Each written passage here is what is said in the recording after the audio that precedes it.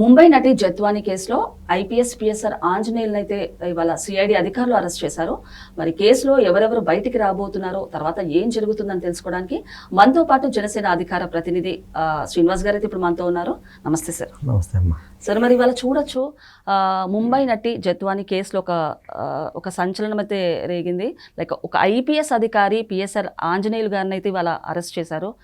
ఏమంటారు సార్, అసలు ఒక ఐపీఎస్ స్థాయిలో ఉండి ఇలాంటివి చూడడం అంటే ఫస్ట్ టైం ఇది జరిగింది చరిత్రలో, అయితే ఏమంటారు దీని గురించి? అంటే ఇందు గత 5 సంవత్సరాలు ఏమైపోయిందంటే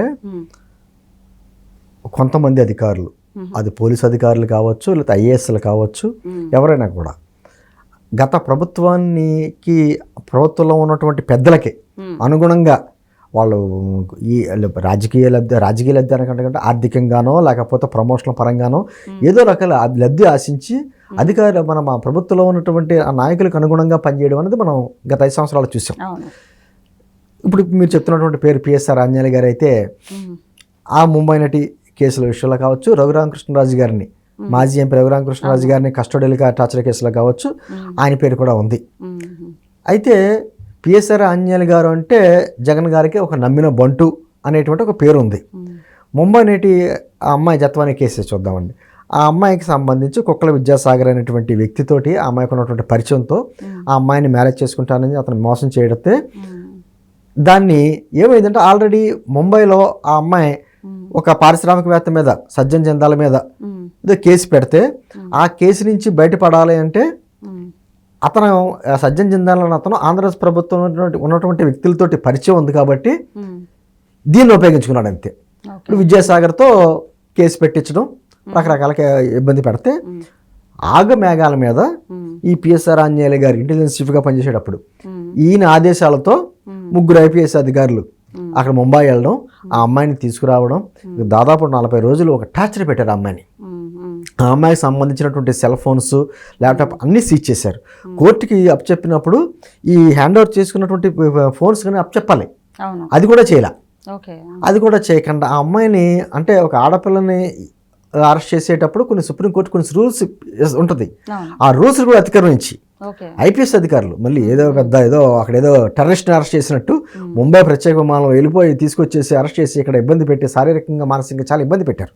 సరే, ఆ అమ్మాయి బయటకు వచ్చి నాకు జరిగిన అన్యాయం అప్పుడు మాట్లాడలేకపోయింది. ఆ అమ్మాయి ప్రభుత్వం మారిన వెంటనే జరుగుతూ వచ్చింది. తర్వాత ఆ 3 ఐపీఎస్ అధికారులను కూడా కాంతిరాణి తాత, విక్షాల్ గున్ని వీళ్ళని పక్కకి పెట్టడం జరిగింది, పిఎస్ఆర్ ఆంజనేయులతో సహా. పిఎస్ఆర్ ఆంజనేయులు ఈ అధికారులకు కూడా కోర్టు కొన్ని రిస్ట్రిక్షన్స్ పెట్టింది. అసలు మీరు స్టేట్ దాటి వెళ్ళకూడదు, కానీ వచ్చి హైదరాబాద్లోకి వచ్చినాడు. ఈయన హైదరాబాద్లోకి వచ్చి ఒక ప్యారలల్ వ్యవస్థ నడుపుతున్నాడు అనేటువంటి ఆరోపణలు కొన్ని పేపర్లో వస్తుంది. ఏంటంటే ప్యారలల్గా ఒక వ్యవస్థ నడుపుతా అతనికి ఉన్నటువంటి పోలీసు డిపార్ట్మెంట్లో ఉన్నటువంటి పరిచయాలు అన్ని విధానంతో ఇప్పుడు రాజకేశ్ రెడ్డి లాంటి కొన్ని కేసుల విషయంలో ముందస్తుగానే సమాచారం వాళ్ళకి అందించి వాళ్ళు తప్పించుకునేటువంటి ఆలోచనలు, లేకపోతే ఏ విధంగా తప్పించుకోవాలని ఒక ప్లానింగ్స్ అన్నీ కూడా ఇస్తున్నారు అనేటువంటిది కూడా ఒక ఆరోపణలు ఉన్నాయి. సరే, ఇవన్నీ చూసిన తర్వాత ఇప్పుడు అరెస్ట్ చేసి తీసుకెళ్ళారు. అంటే అదేవిధంగా రఘురామకృష్ణరాజు కేసులో కూడా ఇతను A2, ఆయన కూడా రఘురామకృష్ణరాజు గారు కూడా ఎప్పటి నుంచో ఆయన జరిగినటువంటి కస్టడీ చార్జ్ ఆయన పోరాడుతున్నాడు, ఆయన చూస్తున్నాడు. పివి సునీల్ కుమార్ గారిని ఎప్పుడు అరెస్ట్ చేస్తారు, లేకపోతే సునీల్ నాయక్ని ఎప్పుడు బీహార్ నుంచి ఎప్పుడు తీసుకొచ్చి ఎప్పుడు అరెస్ట్ చేస్తారు. రఘురామకృష్ణ గారు నంబర్ 1 బాధితులని కూడా చెప్పారు. అదే అండి. మరి అంటే ఈ విధంగా ఎవరో మెప్పు కోసమో వీళ్ళు చేసేటువంటి ప్రయత్నాలు ఏమి ఆశించి చేశారో తెలియదు, కానీ వ్యవస్థలను చేతిలో తీసుకుని మరి వీళ్ళు చదువుకున్నటువంటి ఐపీఎస్లు ఐఏఎస్లు ఈ చదువు ఏం చెప్పిందో తెలియదు. కానీ అంటే ఒక విధమైనటువంటి ఒక రాచరిక పోగళ్ళు ఎలా అయితే చేశాడో జగన్మోహన్ రెడ్డి గారు అండ్ గవర్నమెంట్లో, దానికి అనుకూలంగా వీళ్ళు చేసినటువంటి కార్యక్రమాలు. సరే, అది ఎప్పుడు రోజులు ఒకలా ఉండవు కదా, ప్రభుత్వాలు మారుతా ఉంటే చట్టం ఒకరికొకలాగా రాయలేదు, అందరికీ సమానంగా రాసింది. కాబట్టి ఈ రోజు కాకపోయిన రూపాయన బయటకు వస్తాయి. ఈ రోజు అదే పరిస్థితి వచ్చింది. సరే, ఈ కేసులో మరి అతను ప్యారలల్గా నడుపుతున్నటువంటి గవర్నమెంట్ లాగా ఒక వ్యవస్థ నడుపుతున్నాడు కాబట్టి దాని మీద కూడా విచారణ జరుగుద్ది. అదే సందర్భంలో జత్వానీ కేసుకి సంబంధించి ఎందుకు ఆ రోజున అంత అత్యుత్సాహంతో ఐపీఎస్ అధికారులని ముంబై పంపించి అరెస్ట్ చేయాల్సి వచ్చింది. అదేవిధంగా ఆ అమ్మాయి దగ్గర తీసుకున్నటువంటి సెల్ ఫోన్స్ అది తీయడానికి కూడా ఉండదండి అవును అవును ఐఫోన్స్. అవును దానికి కూడా ఆ అమ్మాయితోటే ఓపెన్ చేయించేటువంటి ప్రయత్నం చేశారు. ఆ అమ్మాయి ఒప్పుగల పాస్వర్డ్స్ ఇవ్వాల. ఓకే దీన్ని చాలా ఒక రకంగా కాదు, ఆ అమ్మాయిని ఎక్కడో తీసుకెళ్లి బంధించి రకరకాలైనటువంటి టార్చర్ పెట్టారు. అంటే ఇన్ని రకాలుగా టార్చర్ పెట్టవలసిన అవసరం ఏం వచ్చింది అసలు? మరి పిఎస్ఆర్ ఆంజనేయులు గారు అయితే ఇవాళ అరెస్ట్ అయ్యారు. మరి ఆయనతో పాటు ముగ్గురు ఐపీఎస్ అధికారులు అయితే సస్పెన్షన్ లో ఉన్నారు. విశాల్ గుని గారు కావచ్చు, ఇంకా టాటా వాళ్ళ పాత్ర కూడా ఇందులో ఉందండి. ఉంది, ఖచ్చితంగా ఉంది కాబట్టి వాళ్ళు సస్పెన్షన్ లో ఉన్నారు. కాకపోతే సస్పెన్షన్ లో ఉన్న వాళ్ళు సైలెంట్ గా ఉన్నట్టుగా తెలుస్తుంది ప్రజెంట్. ఈయన మాత్రం సైలెంట్ గా లేకుండా హైదరాబాద్ లో, మొయినాబాద్ లో ఆయనకు సంబంధించినటువంటి ఫామ్ హౌస్ లో కూర్చుని ఒక ప్యారలల్ వ్యవస్థ నడుపుతా ఎవరైతే వైఎస్ఆర్ కాంగ్రెస్ పార్టీ సంబంధించిన నాయకులు అరెస్ట్ అవ్వబోతున్నారో వాళ్ళకి సలహాలు, సూచనలు, ఏ విధంగా తప్పించుకోవాలి, లేకపోతే ముందస్తుగా పోలీసులు అరెస్ట్ చేసడానికి వస్తుంటే దాంట్లో ఉన్నటువంటి వీళ్ళ మనుషులు ఉంటారు కదా, ఈయన సమాచారం అందిస్తే ఈయన వాళ్ళకి డైరెక్షన్ లో అలా తప్పించుకోవాలి, ఎలా తప్పించుకోవాలి అనేటువంటి ప్లాన్స్ ఇవన్నీ చేస్తున్నట్టుగా ఆరోపణలు. విశాల్ గుని గారు అయితే ఒక వ్యాఖ్యానం కూడా చేశారు అప్పట్లో, నాదైతే తప్పేం లేదు, మొత్తం ఆయన అయితే ఎలా చెప్పారో అలానే చేయాల్సి వచ్చింది అన్నట్టు కూడా ఆయన చెప్పారు. కొన్ని విషయాల్లో ఏమవుతుంటే బలవుతూ ఉంటారు అధికారులు, పైన ఉన్నటువంటి అధికారులు చెప్పినట్టు చేయకపోతే బలవుతారు. మరి వాళ్ళ మాట ధిక్కరిస్తే వీళ్ళని ఇబ్బంది పెడతారు. ఇన్ని రకాలుగా ఉండదు. అదే ఎందుకు చేయవలసి వచ్చిందో విశాల్ గుని గారు వాళ్ళు కూడా చెప్తారు కోర్టులోని, ఇది పలానా సందర్భంలో మా పై అధికారిని చేయమన్నాడు తప్ప మాకు సంబంధం లేదు, ఏర్పాట్లు చేసింది ఆయనే, టికెట్లు తీసింది ఆయనే, ఫ్లైట్ టికెట్స్ ఇవన్నీ కూడా తీసుకురావడం నా బాధ్యత అని చెప్పి ఏం చెప్తాడు జరిగిందో చెప్పవలసిన పరిస్థితి వస్తుంది. నేను ఏమన్నానంటే, ఒక ఆడపిల్ల విషయంలో ఎందుకు అంత అత్యుత్సాహం చూపించారు, దీని వెనక ఎవరు డైరెక్షన్లు ఉన్నాయి అంటే అప్పట్లో సజ్జల రామకృష్ణ గారి పేరు కూడా వినపడింది.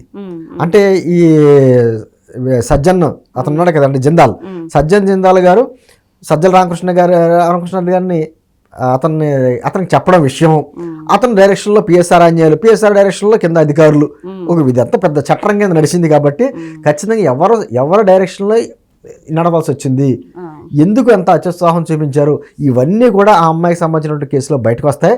ఈ రోజైతే అరెస్ట్ జరిగింది. మరి ఈయనేం చెప్తాడో, ఈయన కూడా తెలియదు, గుర్తులేదు అంటాడో, నాకు సంబంధం లేదంటాడో తెలియదు, కానీ ఖచ్చితంగా విషయాలన్నీ బయట రాబడతాయి. సార్ ఇంకొకటి సార్, అంటే మహిళలకు రక్షణ కల్పించాల్సిన పోలీసులే ఈరోజు ఒక ఐపీఎస్ అధికారంలో ఉండి ఇలాంటి పనులు, మహిళలకు ఒక రక్షణ లేకుండా, ఒక సెక్యూరిటీ లేకుండా ఇలాంటివి ఏం చెప్పబోతున్నారు సమాజానికి? అంటే ఆ రోజున ఆ అమ్మాయికి చేసినటువంటి టార్చర్ ఆఫ్ ద రికార్డు కొన్ని, అంటే ఆమెకి సంబంధించినటువంటి అడ్వకేట్స్ తోటి మాట్లాడినప్పుడు, నేను కొన్ని ప్రధాన ఛానల్లో కూర్చున్నప్పుడు మాట్లాడిన విషయంలో అయితే నేను అమ్మాయి కాగా మీ దగ్గర నేను చెప్పలేకపోతున్నాను, అంత దారుణంగా టార్చర్ పెట్టారు.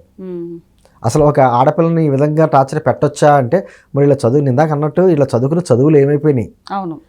ఒక పక్కన సుప్రీంకోర్టు డైరెక్షన్స్ ఉంటాయి, ఒక ఆడపిల్లని అరెస్ట్ చేస్తే ఏ విధంగా అరెస్ట్ చేయాలనేది ఒక రూల్స్ అండ్ రెగ్యులేషన్స్ ఉంటాయి, అది అతిక్రమించి ఎందుకు చేయవలసి వచ్చింది అని అంటుంది.